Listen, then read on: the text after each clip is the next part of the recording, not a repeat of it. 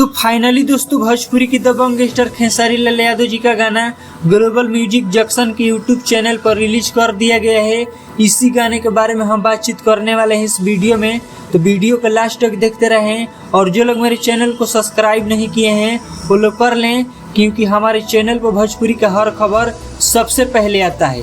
जी हाँ दोस्तों, खेसारी लाल यादव जी का गाना राते भर में इस गाने को गाए हैं भोजपुरी की दबंग स्टार खेसारी लाल यादव और शिल्पी राज। और वीडियो गाने में नजर आएगी नीलम गिरी, और इस गाने को लिखे हैं कृष्णा बेदर्दी और गाने में संगीत दिए हैं आर्या शर्मा। और वीडियो गाने की बात करें तो वीडियो बहुत ही अच्छा शूटिंग किया गया है और दर्शकों को यह गाना पसंद भी आएगा।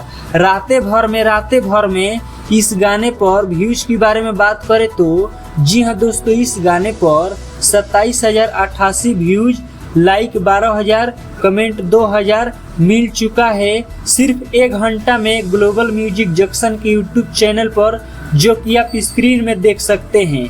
और इस वीडियो में दोनों का लुक बवाल का है और कमाल का है। बाकी इस गाने के जो लोग नहीं सुने हैं वो लोग जाकर सुन लीजिएगा लोग, और जो लोग सुन लिए हो हमें नीचे कमेंट बॉक्स में जरूर बताइएगा लोग। और दोस्तों, खेसारी लाल यादव जी का वीडियो पसंद आए तो ज़्यादा से ज़्यादा लाइक कीजिएगा, कमेंट कीजिएगा, शेयर कीजिएगा, सब्सक्राइब कीजिएगा। धन्यवाद दोस्तों।